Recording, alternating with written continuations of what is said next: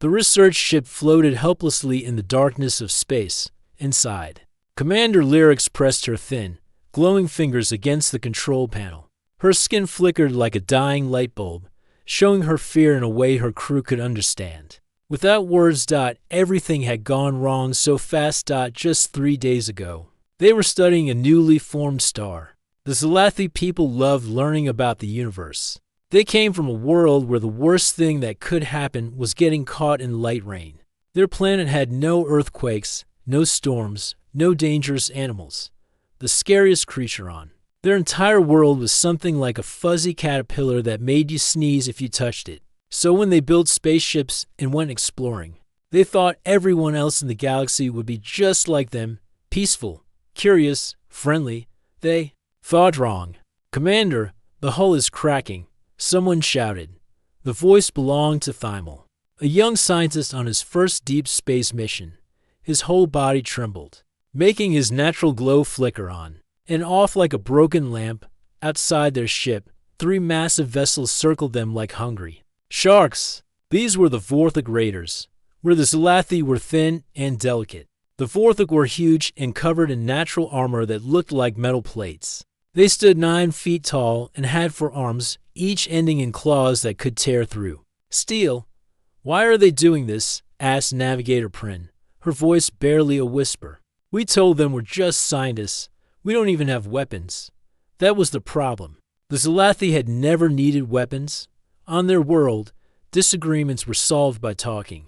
The idea of hurting someone else was so strange to them that their language didn't even have a word for war until they met other species. Another blast shook the ship. Through the windows, they could see the rainbow-colored beam from the Vorthok ship hitting their shields. The shields, designed to protect against space dust and small meteors, flickered and sparked. "Shields at 10%, someone reported. Commander Lyrics knew what she had to do.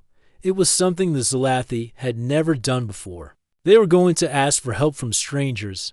"Open all communication channels," she ordered. Her voice sounded like wind chimes, but there was fear making it. "Shake, send a message in every language we know." "But Commander," Thymel said, "we don't know who might answer. What if someone worse comes?" Lyrics looked at her crew. 23 souls, all scientists and explorers. The youngest was barely 50 years old, still a child by Scifi standards. The oldest was Keeper Yan, who had been studying stars for over 300 years and had never seen violence until today. "Can anyone be worse than this?" she asked. Nobody answered. They all knew she was right. "This is our only chance." Lyrics continued. "Send the signal." Thymel's glowing fingers danced over the controls. The Scifi had learned hundreds of languages from radio signals they'd picked up over the years. They'd studied messages from worlds they'd never visited, from people they'd never met. Now, all those languages would carry their cry for help into the darkness. The message was simple but desperate. "Help. Please help. We are peaceful scientists under attack. Our ship is breaking. We have children aboard. Anyone who hears this, please help us. We will give you anything. Our star maps, our technology, our knowledge. Just please, someone help us." The message went out in waves, spreading faster than light through the special communication relays. It echoed in the language of the crystalline shard dancers, the musical tones of the cloud swimmers, the mathematical pulses of the logic masters, and 100 others, including one language from a distant world that most species tried to forget existed. A world labeled in the galactic database with more warning symbols than any other. A world where the air itself could burn your lungs. Where water fell from the sky hard enough to hurt. Where the ground could split open and swallow whole. "Cities. A death world. Message sent," Thymel reported. "But Commander, even if someone hears us, we're so far from anyone. The closest inhabited system is 3 weeks away at maximum faster than light speed." Another blast rocked the ship. This time, something important broke. The lights flickered and went out, replaced by the dim emergency glow. The air started to smell different, not bad yet, but different enough that everyone noticed. "Life support damaged," someone called out. Through the windows, they could see one of the Vorthok ships moving closer. It was huge. the size of a small city, all sharp angles and weapon ports. The Scifi ship looked like a soap bubble next to it. The Vorthok had been terrorizing this part of space for years. They took what they wanted and destroyed what they didn't. Nobody stood up to them because nobody could.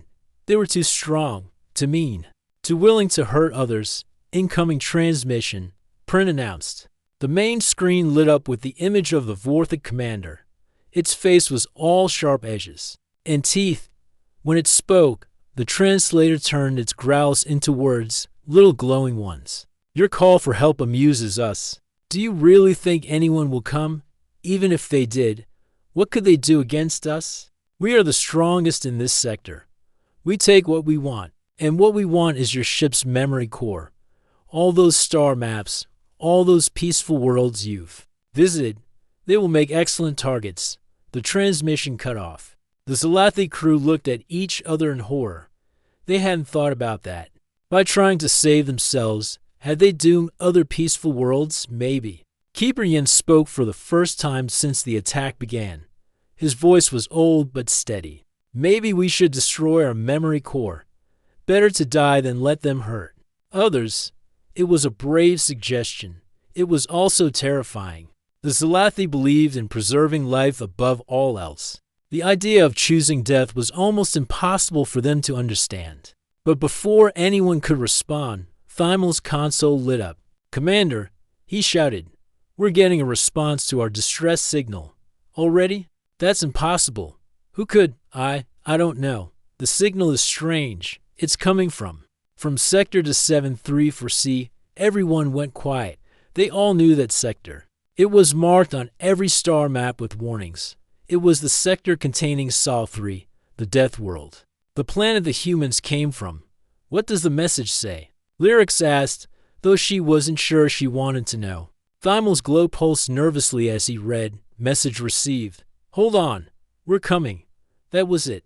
3 sentences that would change everything. Outside, the Vorthok ships were moving into position for their final attack. Inside, the Scifi crew stood frozen, not sure if they should feel hope or more fear. They had called for help. Someone had answered. They just didn't know that the someone who answered came from a world where everything tried to kill you, and the only way to survive was to become harder to kill than everything else. Captain Chen stood in front of the main screen, reading the alien distress signal for the 5th time. Round her, the bridge crew of the human ship Perseverance worked at their stations. But she could feel their eyes on her. Everyone was thinking the same thing. Someone out there needed help. Play it again, Chen ordered. The message filled the bridge, even through the mechanical voice of the translator. You could hear the fear. These beings, whoever they were terrified. The mention of children aboard made several crew members shift uncomfortably. Captain. Lieutenant Commander Roberts spoke up.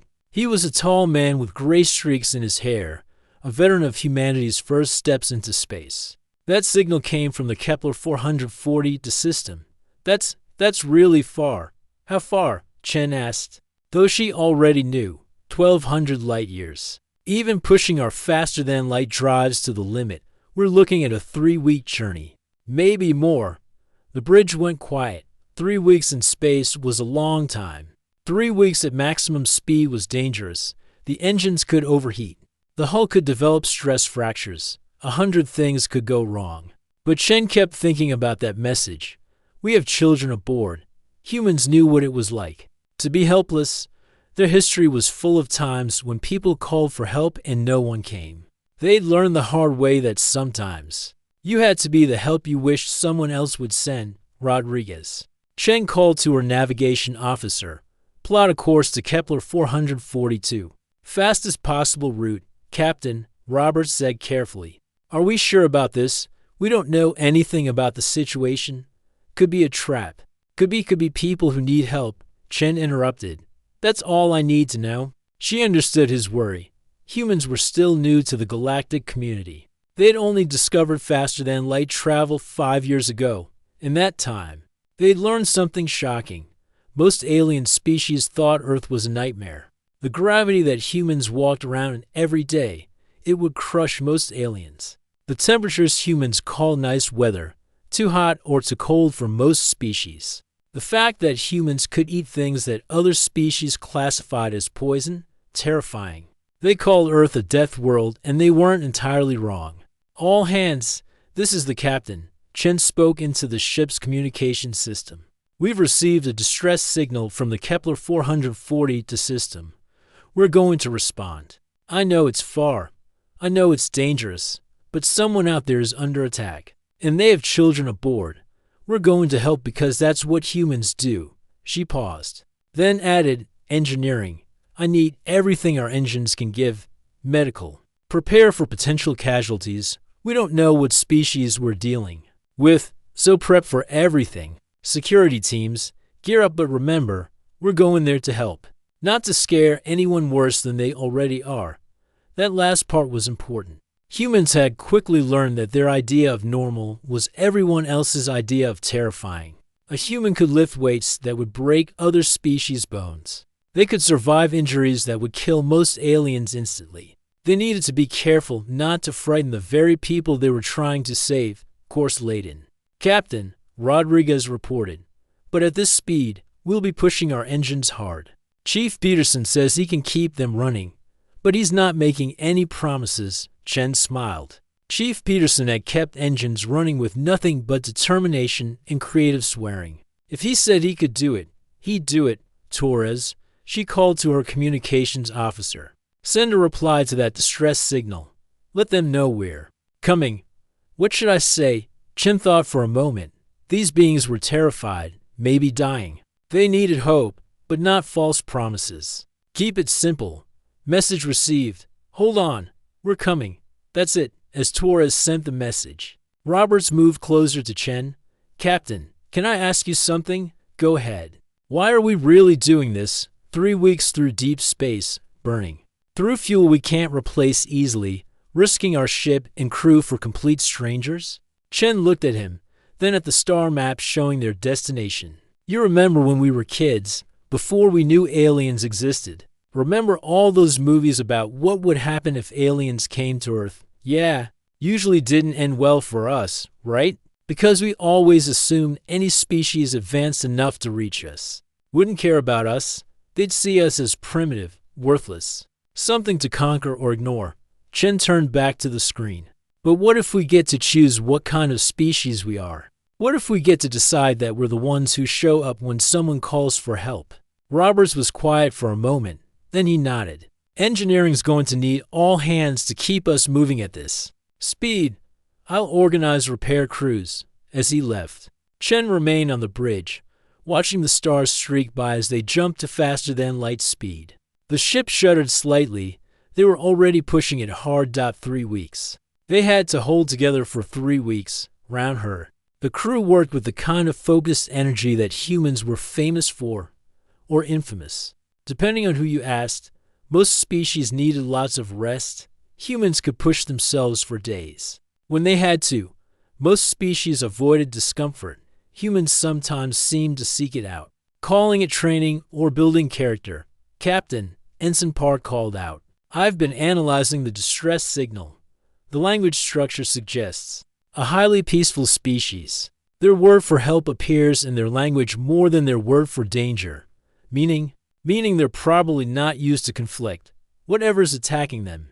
They likely have no way to defend themselves. Chen felt her jaw clench. Attacking peaceful scientists, going after people who couldn't fight back. Some things were wrong no matter what planet you came from. Push the engines harder, she ordered. I want us there in 2.5 weeks, Captain. That's an order. We'll hold together. We have to, because somewhere out there, 1,200 light years away, people were scared and calling for help. And humans, the species from the death world, the ones everyone else thought were too dangerous to trust. We're going to prove that sometimes the most dangerous thing in the galaxy was also the most willing to protect those who couldn't protect themselves. The Perseverance leaped through space, its engines burning brighter than they were designed to. Inside, 300 humans worked and planned and prepared to do what their species did best, the impossible. The Perseverance dropped out faster than light speed with a flash that lit up the darkness. Captain Chen gripped her chair as the ship shuddered back into normal space. 3 weeks of pushing their engines to the limit had taken its toll. But they made it. Status report, she called out, engines running hot but stable. Someone responded, hull integrity holding. We made it, Captain. But there was no time for celebration. Through the main view screen, they could see the battle. Still raging. The peaceful science vessel, a beautiful thing that looked like a crystal butterfly, was being circled by 3 massive warships. Each enemy ship was the size of a small city. All sharp edges and weapon ports. My God, Lieutenant Roberts whispered. Look at the size of those things. The human ship was tiny in comparison. If the alien warships were cities, the Perseverance was a single building. But Chen had learned long ago that size wasn't everything. Torres. Open a channel to the science vessel, she ordered. Let them know we're here to help. On the alien bridge, Thimel's large eyes grew even wider as his console lit up. Commander Lyrics, the ship that responded, it's here. That's impossible, someone said. 3 weeks across the galaxy. No one could, humans could, old Keeper Yin interrupted. His voice filled with a mixture of awe and fear. They're from the death world. They do impossible things. Lyrics felt her bioluminescent skin flicker with uncertainty. They'd all heard stories about humans. How they came from a world where the rain could strip flesh from bones, where the ground itself could shake apart, where creatures existed that could swallow you whole. What are their life signs? She asked. Dreading the answer, Thymel checked his readings, then checked them again. This can't be right. They're maintaining internal temperatures that would cook us alive. They're moving under acceleration forces that would turn us into liquid. In their ship. His voice dropped to a terrified whisper. Their ship has weapons that could crack a moon. The entire bridge fell silent. They called for help, and something from their nightmares had answered. Meanwhile, on the Perseverance, Chen studied the tactical display. 3 massive ships against 1 small human vessel. The odds weren't great, but humans had a long history of beating bad odds. All right, people, listen up, she announced. Those big ships are used to fighting other big ships. They expect slow, elegant space battles with lots of pretty light shows. We're going to show them how humans fight. Helmsman, prepare for rapid maneuvers. Weapons. Low kinetic rounds, Ensign Park asked. Captain, most species use energy weapons. Exactly. They build shields to stop energy. Let's see how they handle good old-fashioned physics. Chen smiled.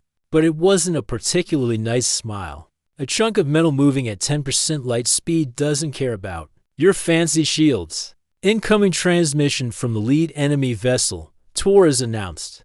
The screen filled with the image of something that looked like a nightmare made real. The fourth commander was 9 feet tall, covered in natural armor plating, with 4 arms, ending in claws. Its face was all sharp angles and teeth. A known vessel. It growled through the translator. You are interrupting a legal salvage operation. Leave now or be destroyed. Chen stood up. At 5'6", she wasn't particularly tall for a human. But she'd learned that confidence mattered more than height. This is Captain Chen of the United Earthship Perseverance. I see no salvage here. I see 3 warships attacking a vessel that sent out a distress signal. You'll cease your attack and withdraw immediately. The fourth commander made a sound that might have been laughter. 1 tiny ship against our fleet? You humans are as stupid as the stories say. Do you know who we are? We are the Vorthic Empire. We have terrorized this sector for decades. No one stands against us. Well, Chen said calmly. You've never met humans before. We have a saying on Earth. The bigger they are, the harder they fall. Want to test it? Captain, Roberts whispered. Their weapons are charging. I see them, helmsman. Remember, humans evolve as persistence hunters. We don't need to be stronger. We just need to outlast them, execute attack pattern Darwin's revenge. What happened? Next would be talked about across the galaxy for years. The Perseverance moved like nothing the aliens had ever seen. Where most ships moved in predictable patterns, the human vessel spun, twisted, and accelerated in ways that should have killed its crew. But humans had evolved on a world with crushing gravity. They developed bodies that could handle forces that would destroy other species. The first Vorthik ship fired a massive energy beam that could have vaporized a small asteroid. The Perseverance simply wasn't there anymore. It had already moved, accelerating at rates that made the watching aliens sick just from observing. Return fire, Chen ordered. The human ship's response was almost disappointingly simple. No pretty lights, no colorful beams. Just pieces of metal fired from magnetic rails at incredible speeds. The first round hit the Vorthik ship's shields, and something amazing happened. Nothing. For a moment, everyone thought the human weapons had failed. Then the second round hit, and the third, and the fourth. The human ship was firing its kinetic weapons like an ancient machine gun, each round hitting the exact same spot. The Vorthik shields, designed to disperse energy weapons, couldn't handle the focused physical impacts. They flickered, sparked, and failed. Their shields are down, someone on the Zalathi bridge shouted. But the humans didn't destroy the ship. Instead, their next rounds targeted specific systems, weapons, engines, communications. It was precise, controlled, and terrifyingly effective. The second Vorthik ship tried to flank them. The Perseverance responded by doing something insane. It flew directly between the two enemy vessels, so close that the aliens could have seen the humans through the windows if they'd looked. "They're mad," the Vorthik commander shouted. "No sane species flies like that." But there was method to the madness. At that range, the Vorthik ships couldn't fire without hitting each other.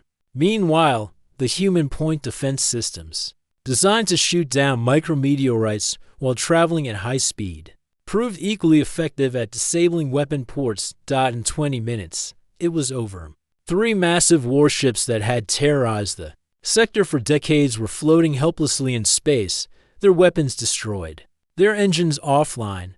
The Vorthik commander appeared on screen again, but this time there was something new in its expression: fear. "What are you?" it asked. Chen's expression was calm, almost friendly, but her words carried steel. "We're humans. We come from a world where everything tries to kill you. So we got really good at not dying. Now, you have 2 choices: leave and never come back, or find out what else we're good at." The choice didn't take long. The Vorthik ships limped away, their crews telling stories of the impossible humans who fought like demons, but showed mercy like angels. As the enemy fled, Chen turned to Torres. "Open a channel to the science vessel. Time to say hello properly." The Zalathi crew watched their screens in stunned silence. What they were seeing didn't match anything in their understanding of space combat. It was like watching someone rewrite the rules of physics just because they felt like it. Are they spinning their ship?" Navigator Prin asked, her voice faint. "Indeed." The human vessel was rotating on 3 different axes at once while maintaining forward thrust. To the Zalathi, it looked like chaos. To the humans, it was a standard, evasive maneuver they called the tumble dryer. On the Perseverance bridge, Captain Chen watched the tactical display with calm focus. "Vorthik Ship 2 is trying to flank us again. They're learning. Not fast enough." Roberts replied. "Martinez, show them why humans invented extreme sports." The pilot, Martinez, grinned.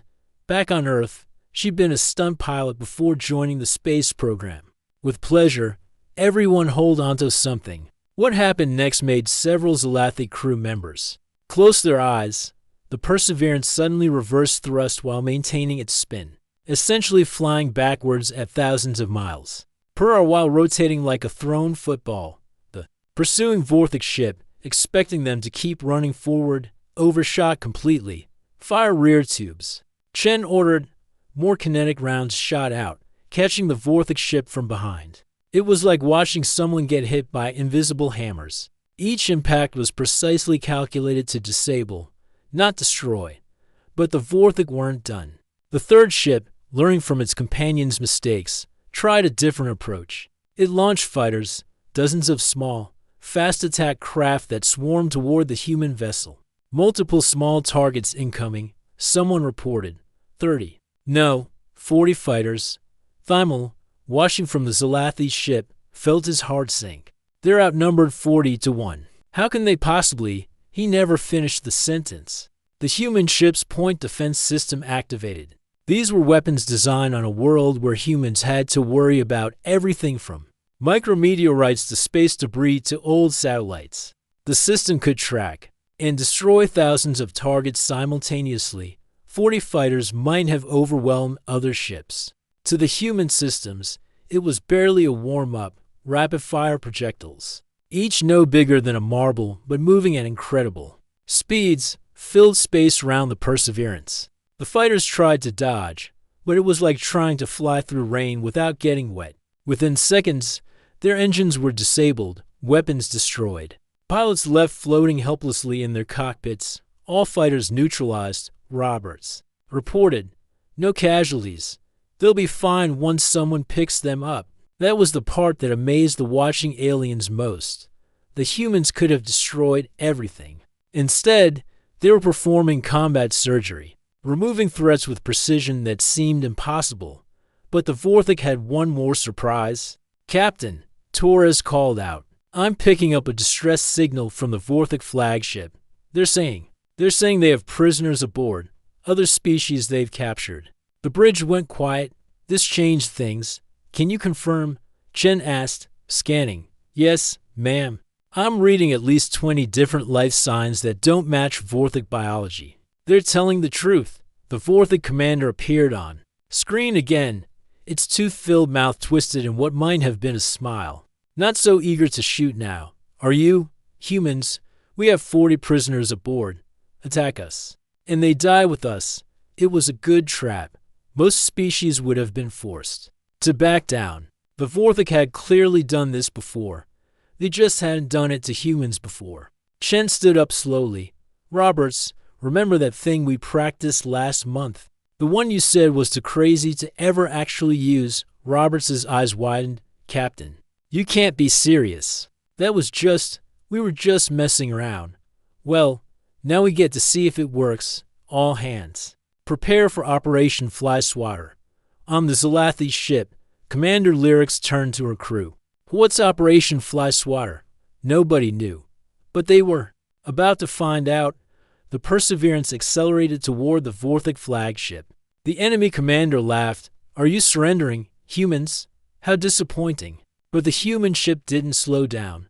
If anything, it sped up. Double quote some. "Captain," Martinez called out, "we're getting really close." "I know. Wait for it." The two ships were now so close that everyone could see details on each other's hulls. The Vorthik commander's laughter stopped. "What are you doing? You'll crash into us, now," Chen shouted. At the last possible second, the Perseverance fired its maneuvering thrusters at full power, shooting straight up relative to the Vorthik ship. But physics is funny in space. For every action, there's an equal and opposite reaction. The massive thrust wash from the human engines hit the Vorthik ship like a giant hand, spinning it end over end. Inside, the artificial gravity couldn't compensate. Everything not bolted. Down went flying. Phase 2. Chen ordered. Small hatches open on the Perseverance's hull. Out came 20 humans in what they called EVA suits, basically personal spacesuits with tiny thrusters. To the watching aliens, it looked like the human ship was bleeding tiny people. Did humans just jump out of their ship in the middle of a battle? Vimal's voice cracked. The EVA team, led by Sergeant Kim, jetted toward the spinning Vorthik ship, using magnetic boots and decades of experience working in zero gravity. They landed on the hull and began cutting through with plasma torches. Inside the Vorthik ship, alarms were blaring. The commander tried to regain control, but the ship was still tumbling from the engine wash. By the time they stabilized, the humans were already inside. What followed was 20 minutes of the most one-sided rescue operation in galactic history. The humans moved through the Vorthik ship like they owned it, using stun weapons that were calibrated to knock out Vorthik but leave other species unharmed. They reached the prisoner holds, freed the captives, and evacuated them back to the Perseverance. The Vorthik tried to stop them. It didn't go well. Turns out, when you evolve on a planet where gravity wants to crush you, where the air pressure can change fast enough to give you the bends, Where temperatures swing 100 degrees in a single day, you get really good at moving in hostile environments. The Vorthik ship was just another hostile environment.